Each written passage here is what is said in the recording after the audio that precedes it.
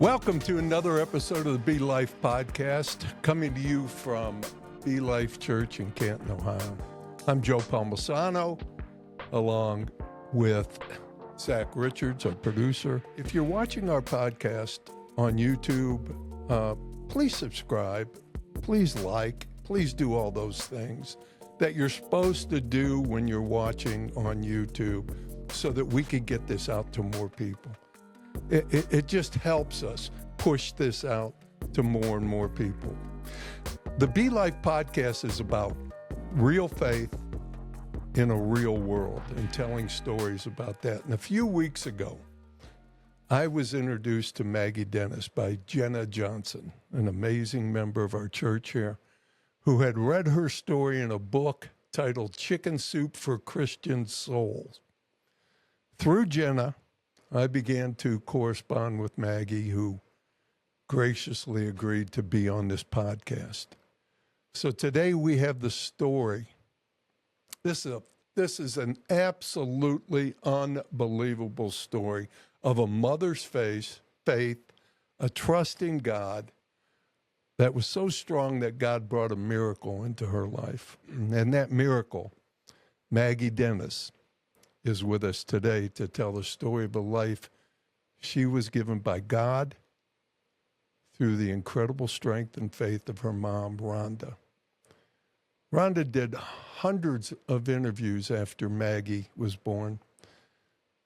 But her one stipulation, as Maggie told me, was she would only do an interview if the interviewer allowed God to get the glory and set it up so God would get the glory and not Rhonda. She even turned down an appearance on Oprah because they would not guarantee that. And now this is the first time that Maggie is telling the story on her own, as Rhonda passed away about 2 years ago. Maggie, thank you so much for your willingness to discuss your mom and her incredible legacy, and I thank you so much for being on with us today. Well, it's an honor. Thank you for having me. Oh, you're welcome. Let's get right into this, into the miracles that have led you here today to tell this story. I mean, by all rights, Maggie, you should not be here. That's right. You should not be this thriving young lady who is telling this story, but you are, and that's a miracle. Let's begin. January 1994. Your mom has been told by two different obstetricians that this baby will not live. She then goes to a high-risk pregnancy physician, Dr. Jones. And Dr. Jones looks at it and says the same thing. Your baby will probably not live. But the difference between the other doctors and Dr. Jones is Dr. Jones said she diagnosed it a diaphragmatic hernia. Explain that to people if you could. So a diaphragmatic hernia is where there is a hole in the baby's diaphragm, and it allows for organs to float into the chest cavity. And obviously at that point, you can't have normal development of those organs. So they pretty much die immediately. So that's what I had. So she did, she was searching and trying to figure out anyone else in the world that could help. And she did. She found Dr. Michael Harrison in California, who was doing experimental surgery on babies with diaphragmatic hernias. Yeah, and they, the prognosis was not good because, again, like you said, your liver had pushed up, your stomach had pushed up, and they were intruding in your chest, and they actually moved your heart out of place, and they were actually scrunching up against your lungs, which would not allow them to grow as they needed to grow, which would cause you not to be able to breathe. And so Dr. Jones sent this letter to Dr. Harrison, correct? Right. And along with the sonogram that she took that showed all this. And Dr. Harrison looked at it and said, well, I don't think it's out of the question. This is not that far gone that we might be able to do this. However, you told me, and after I looked at it, I read the story also.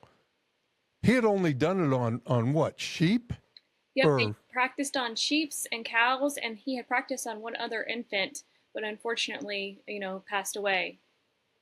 Right. So it hadn't been tried. You were the first human after the one who had not made it to go through this. Yes. And it was how do you pronounce intrauterine surgery? Yes. Where they went in, opened your mother up, took you out, and performed surgery on maybe a 3-inch baby. Correct. To go in, move those little organs around, sew up that hole in the diaphragm, and then they had to replace the fluid, and put you right back into the womb again, so that your lungs could develop. This is absolutely incredible. Now, the thing that I want to get into, your mother through this whole thing, she's been told by 2 different doctors that you should just go ahead and end this pregnancy because this is fatal.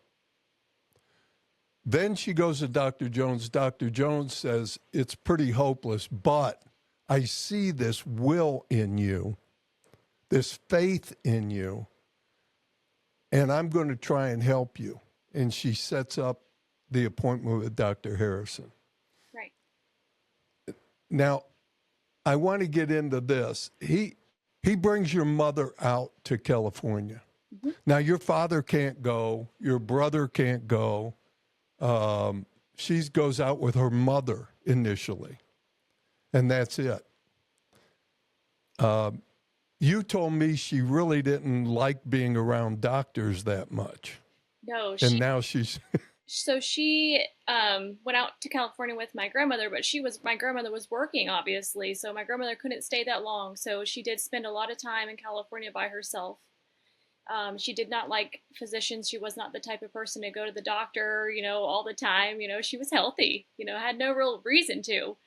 Kind of had white coat syndrome. And then she ended up being around in one of the biggest hospital settings in California and around multiple physicians from multiple different specialties.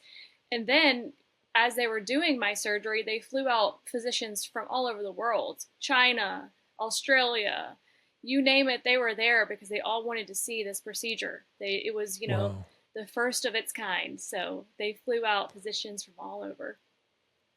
I found this exciting when I read about your mother in that conference room with all of these doctors when they were giving her all of how hard this was going to be, how almost impossible this was going to be. Yep. And your mom said, God is driving the train. And then she said, this is what I love. They were speaking of you as if you were, well, an infant, but not who you were. And she said, my daughter's name is Maggie. And can you all call her by her name from now on? I read that in the story.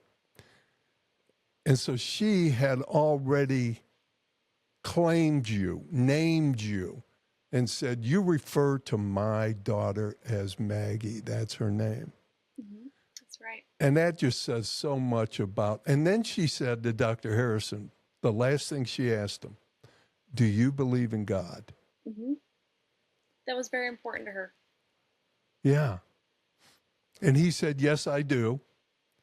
And so then it was all, that was it.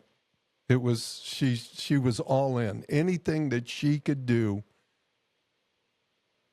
to fulfill her faith and her trust.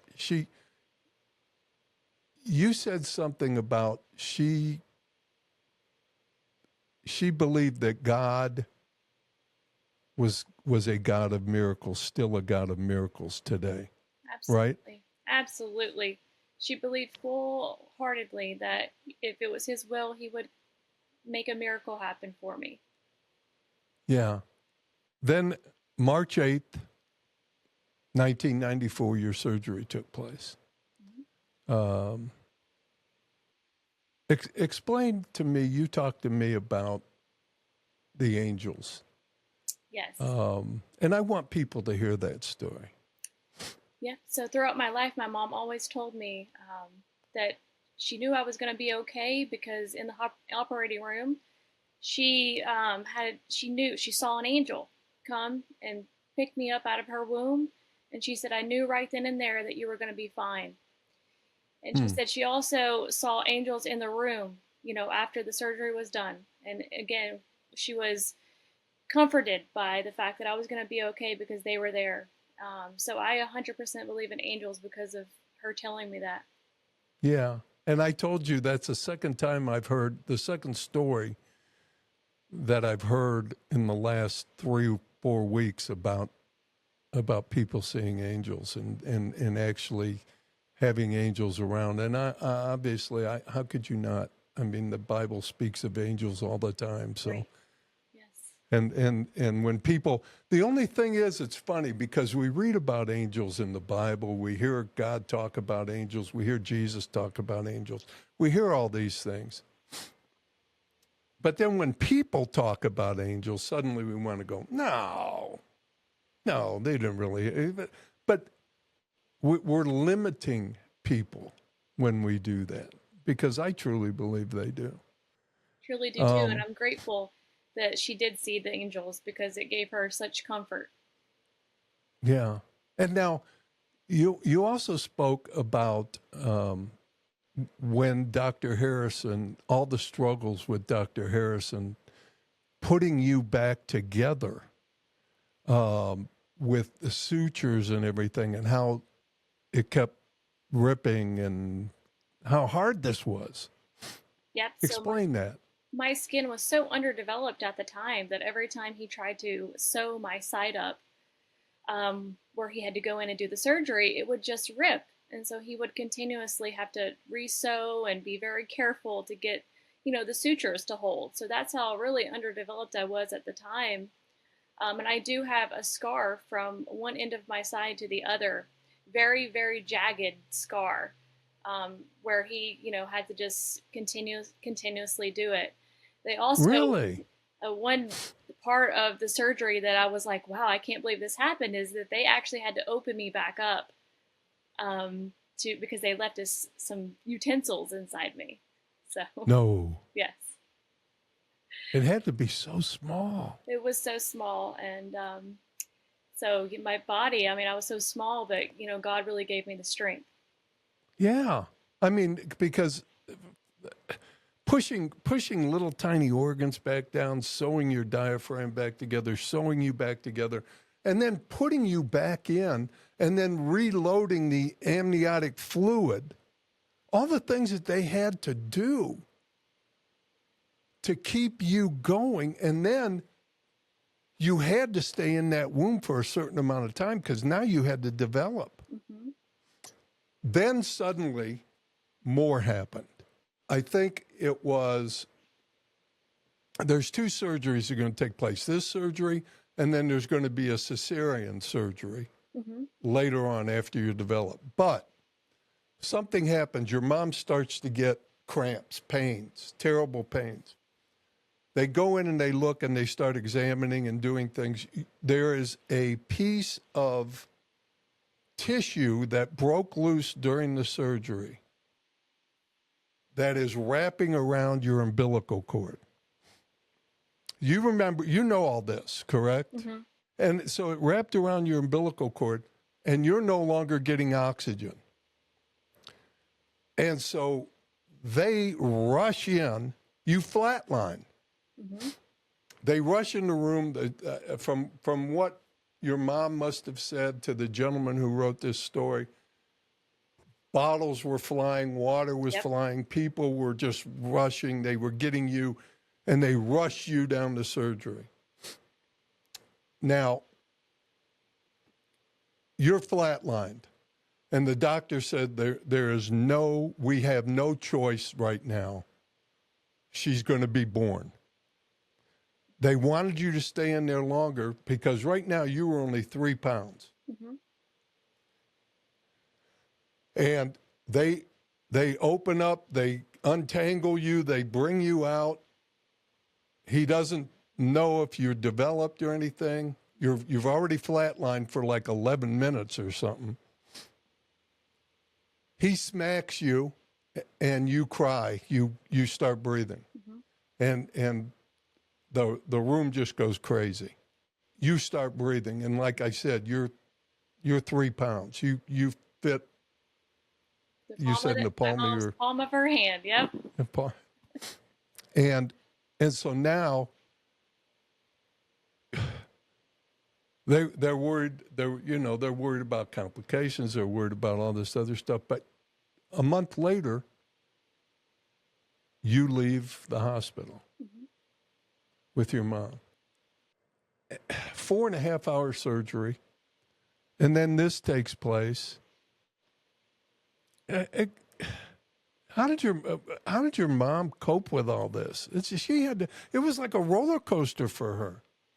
It was, and she had really never had surgery before this, so to go from someone who's healthy, never really going to the doctor, never really had a surgery, to this extreme, I know it was tough on her, but she said that she was the closest to God in these months than she had ever been in her life, that she said she felt like she could touch God. That's how close. She had to really just, depend on him to get her through it, because I know she was terrified, and she told me many times about all the paperwork she had to sign, that the family wouldn't sue the hospital or Dr. Michael Harrison if she passed away, if I passed away, or if we both passed away.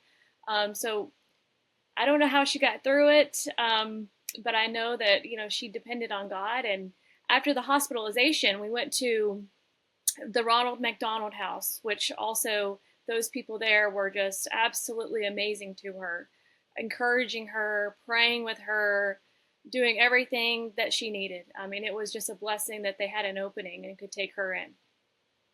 And she spent a lot of time in the Bible. Yes. In fact, the story starts out with her getting up early one morning, not waking your father up, and going into the room the day of the appointment with the high-risk pregnancy specialist, and just sat there and read the Bible and prayed and got strength. There can't be strength like she had without a strong relationship with the Lord. It just can't happen. That's right. And here you are. And that just, when I look at you and talk to you, and it's like, really? When I think of all you have been through and all your mother went through, and the faith that you have, and the faith that she has and had, it just blows me away. Now, you talked about some lessons from this. Your mom wrote this to Dr. Harrison. I want to close with your story with this. A few months after your birth, your mom sent Dr. Harrison a letter, and it read, "It was through God's love and mercy that Maggie is with us. But that wouldn't have been possible had you not had the knowledge, skill, and the will to save lives. I pray for you both." He was talking about both doctors, her or Dr. Harrison and his assistant.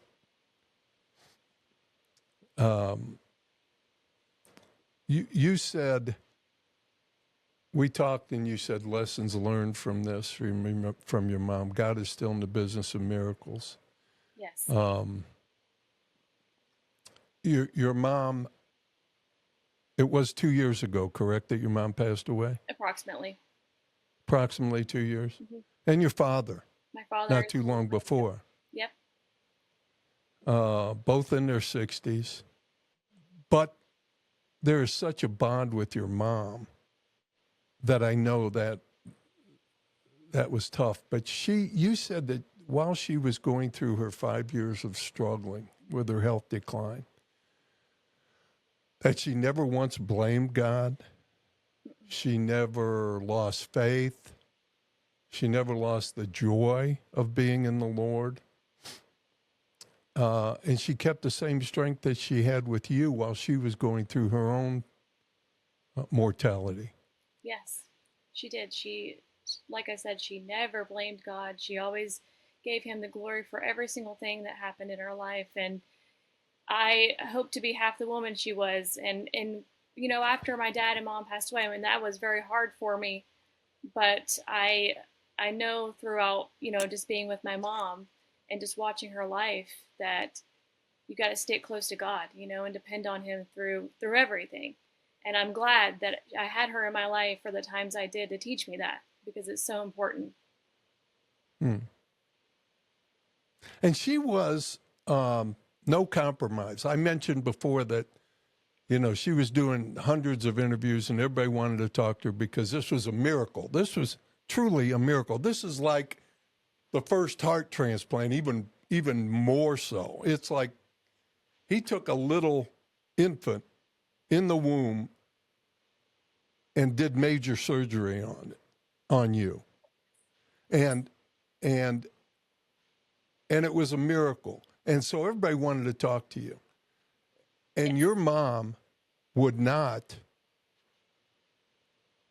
compromise.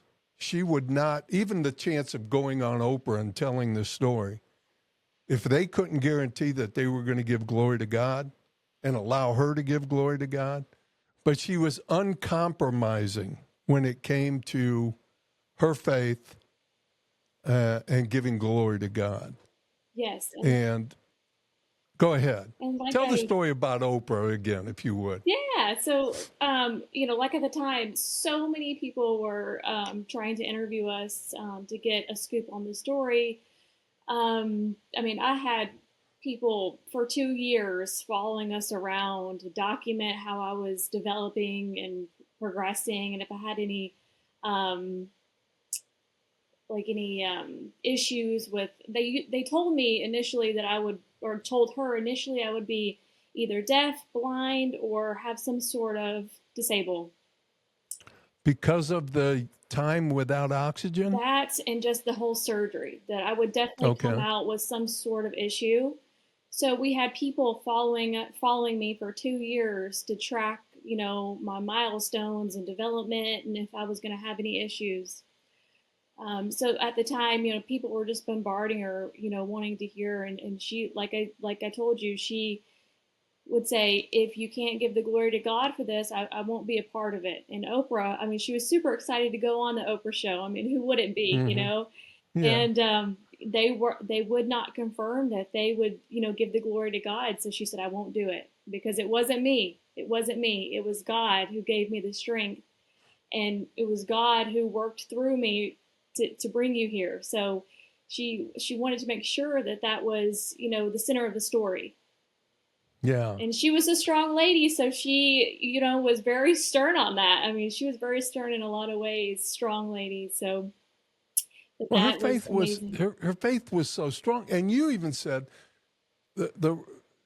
God, it was almost like she was not going to be denied. Mm-hmm. Her faith in God was so strong and so real, mm-hmm. that she was going to go to the end of the earth in him, in trusting in him, to do everything possible for you to be born. Yes. And to be born healthy. Right. She did not take no for an answer, that's for sure. Yeah. Yeah. And I asked you last night when we were talking off the air, and I said, what would you like? What is important for you that people take away from this about your mom? And you mentioned a few things, but I'd like you to mention those again, because I'm sure you've even thought about it since then. Yeah, no, one of the things that sticks with me is that, you know, sometimes, life can be so hard and you can be in different stages of life dealing with different things. And what she always reminded me and told me was that God is still in the business of miracles. He can do miracles. You just have to believe and you have to trust and just, humble yourself, get on your knees and cry out to him because he hears his people. And I've gone through so many different struggles with losing them and other things where I did exactly that. And God always met me. And I don't know that I would do that if I didn't have my mom there telling me, like, this works. This happens, And I just remind myself all the time that God can still do miracles. I mean, he did it then and he can do it again. So she's just a strong person of faith, and I'm so grateful to have had her as a mom because she poured that into me, and it helps me get through the things, the everyday life things. Our pastor did a sermon the other day on prayer last Sunday, and he left us with really two words: prayer works. Yes. And it's kind of a simple thing, but it's so true. And he meant that from the deepest part of his heart, that prayer works. And that's what you're saying. And that's what your mom was saying. Absolutely. Miracles happen. Prayer works. It does. But don't be double-minded and don't doubt when you're praying. Yes. And have the faith. Yes. And that's what she always told me too. I mean, all of my family, are very strong in their faith. And she would always tell me my nanny was one of the ones that was just so strong. I mean, goodness, she was an amazing person as well. And she called the church up immediately when she heard the situation with me and my mom. She called the church and she's like, have the prayer warriors start praying. And they prayed for days and days. So prayer does work, and it's so powerful. Amen. You also mentioned to me that since the passing of your parents, I mean, you were 29 years old after both were gone, after your mom left. That's a child. You're still young. Oh, yes. You're a young lady. But you said that since that time, you have been. Everybody always looks for silver lining, and I wasn't trying to, but you said you're closer to God now than you have ever been in your life because of their passing. Why? Yes, because it was so hard for me. I was close to both of my parents, so close to them, and I was with them all the time. My mom and I were best friends, two peas in a pod. And when I lost them, my dad was very unexpectedly. My mom had, some health issues, and, I kind of knew, where it was heading. But still, the shock of both of them really threw me for a loop. And it really was a hard, hard time for me. And I had to just go back and remember my mom's words. And I had to really lean on God because it was so hard. It was so terribly hard.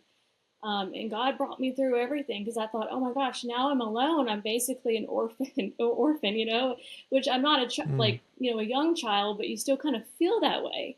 Sure. And I had to really lean on God to get me through that. It was just hard. And so I do feel like I'm closer to God than I've ever been because I have to lean on him for so much more than I did.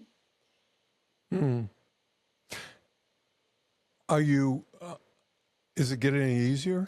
Oh yeah, it's getting easier. It's starting to be, something that I wake up less feeling like a gut-wrenching feeling, but it'll never be 100% easy, I still feel like a very big void because they're not there because, holidays and, Mother's Day, Father's Day, birthdays, milestones, they're not there.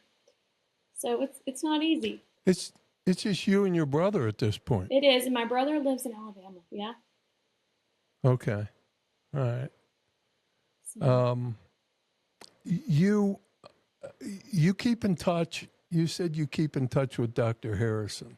yes. I find that incredible. Now, you said he's retired now, but you still call him and talk to him and. I do. He lives in California. Like I said, he's retired. He does teach sometimes at the college or university in California. But I do call him with any medical questions. I call him because it's so hard to find physicians that understand the complexity of what I had done. I live in a small town in Florida, so it's very hard for me to explain what I had in depth, for them to understand. So I call him and he gives me guidance because obviously he, knows exactly what he did. So, Yeah. over the Yeah. years, he, has wanted, to keep up with me, pictures of me as I'm growing. And he's an amazing soul. I mean, very good heart. Yeah. Now, he went on obviously after you to do more. Oh, yes. And I'm wondering if coming off of your successful surgery, if he started to have more and more and more of those. Oh, yes. And now it's a very common procedure. Really? Yes. Wow. And you were the first. Yes. To live, yes. Yes, to live. Yes. Do you feel a special obligation? And obligation might be too strong a word. But do you feel a special feeling? Do you feel a special calling to discover God's purpose for your miraculous life? Absolutely. Does that bother you? Does that kind of weigh on you a little bit? A little bit it does, because I know God put me here for a reason. Don't know what that reason is yet, but I know that I will find out at some point in my life. But I do know that, what he did was so amazing and so big that there has got to be a reason why I'm here. Yeah.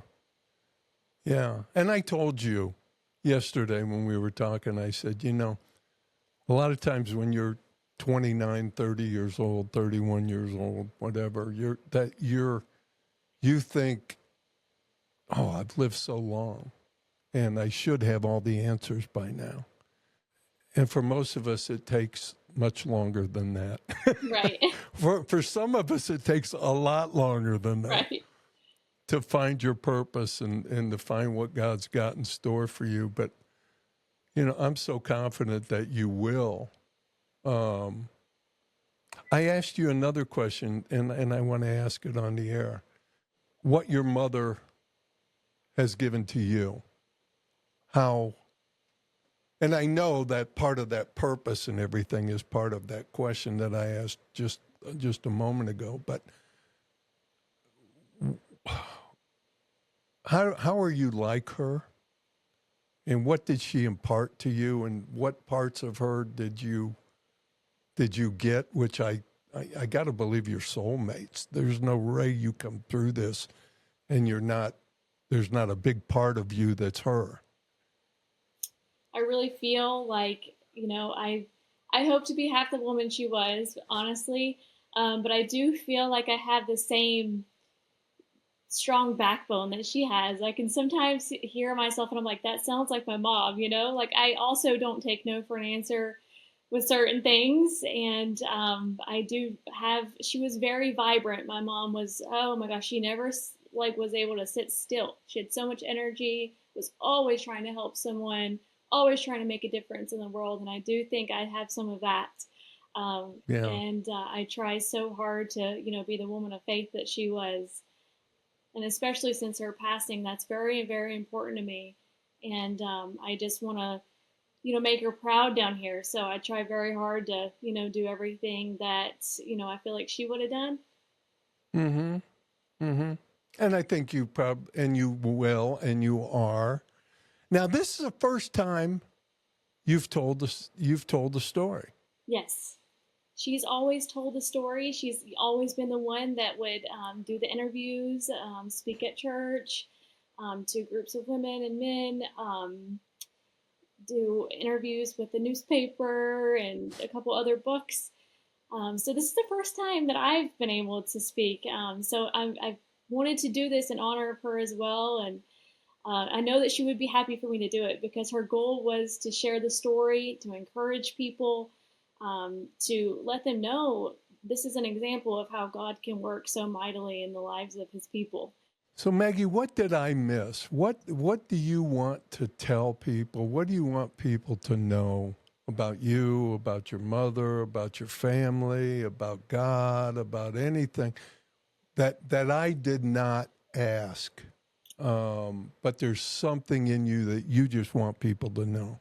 Yeah, just, when you're going through a hard time, my mom always said this, and I told you yesterday that one of the things she always told me when God is all you have, God is all you need, you'll find that he's all you need.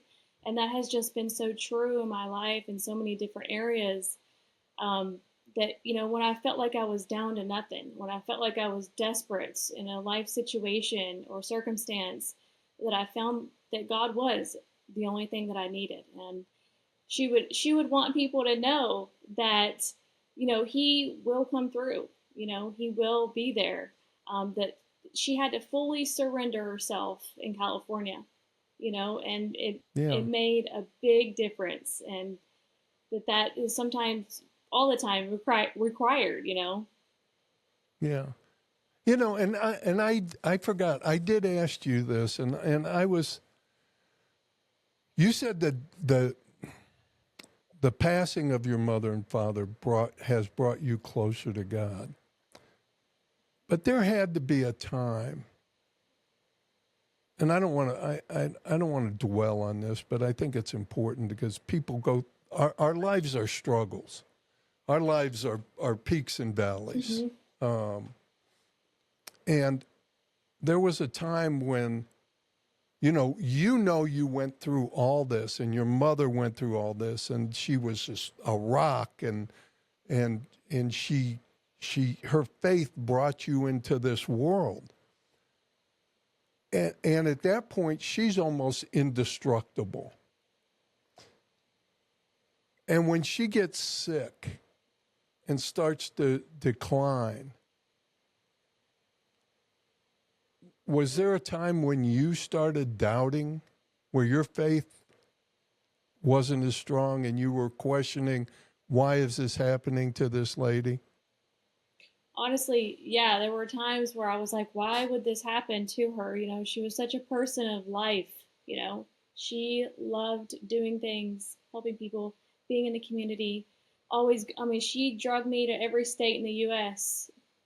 to, Hmm. just travel and go and meet people and mission trips and helping people. And, when she got sick, she was basically housebound. She was wheelchair bound as well. And I thought, why would this happen to such an amazing person? Why? But she stopped me very quickly and told me that no, this is this is not anyone's fault. God is still faithful. He is still good, and He will carry me through. And very quickly stopped doubting because she was not the person that would ever doubt anything. And she was Wow. still very true and very close to God through it all. We would pray Wow. together, read the Bible together, and her spirit was always so vibrant. Even though she couldn't leave the house, she couldn't Hmm. walk, and her quality of life was very diminished at the end, and she never stopped believing ever. And I bet the joy was still there. The joy was still there as well. And I just looked at her and I'm like, you are, one special lady. Yeah. Yeah. Oh, that is an amazing story. I I don't know what I just wish you the the the best. I want to stay in touch with you. Absolutely. I don't know what God's got in store for you, but I know He's got something big planned. I know He's got a purpose for your life. There isn't you know, and that you will find that. Yes. You will I believe find that that as as well. long as you keep your focus on Him and His face and everything that. Because I have to tell myself that. We all have to tell ourselves that. Yeah. It's the same thing. You stay focused on God. Get your eyes off the world, Yeah. and you'll find your purpose. Yes. You are absolutely wonderful. Thank you. I appreciate that. You really are. Thank you. You're amazing. I can't. You've been very cordial to me, just coming out of the blue and saying, "Hey, you know, Jenna told me about you, and here we are, and now here we are, a few weeks later, and we're talking and we're meeting, and you're a part of my life, and I thank you Well, for I that." was very happy that they found the book, the article, and read it, because it makes Yeah, me know that God is still using this story to touch others and yeah. to touch mothers that are in similar situations and children that are in similar situations. He's still using this, and I'm very happy for that. And I think that is really part of the key to this whole thing is mothers who are in a similar. There's thousands and Oh thousands yeah, who are in that situation where doctors are saying, "Hey, look, there's no hope, there's no chance," and even though modern medicine is, like you said, it's routine now. It can be done, but it's still scary, and oh yes, and there still will be people who say, "Don't do it." You know, oh the yes, chances are small. Don't do it. right. And your mom's story and your story and seeing you, who you are today, um, and the legacy that you present and the promise that you have in your life is hopefully enough to spur somebody else on to say, yeah, we're gonna do everything we can to give birth to this child. Absolutely. That's what my mom Yeah, always said. She's like, Maggie, she's like, I could have never ever given you up for abortion. She's like, I knew God had a plan for you. And she has, he has a plan for everyone. And yeah. I'm so honored, that you guys found the story and that you were able to connect with me, because it really meant something to me. It really did. Well, I am grateful. It meant a ton to me. When Jenna mentioned it to me and I read the story, I said, I have to find this lady. And that's when Jenna introduced us, and I tell you what, meeting you and meeting people like you, but particularly meeting you changes my life. You enhance my life. You bring life into me, and I am so grateful for that, Maggie. So Well, thank you. I thank you. I wish you the best. God love you, and may He bless you. And please, let's stay in touch. Drop me a line every once in a while, Absolutely. and Definitely will. I want to get to know you a little more. Absolutely. And same to you. Stay in touch. And if there's anything I can do, please reach out. Happy to do it. Thank you. God love you, God love Maggie you as Dennis, well. and her story. Hopefully, maybe somewhere down the line we'll have you on again. But you take care of yourself, and God bless you.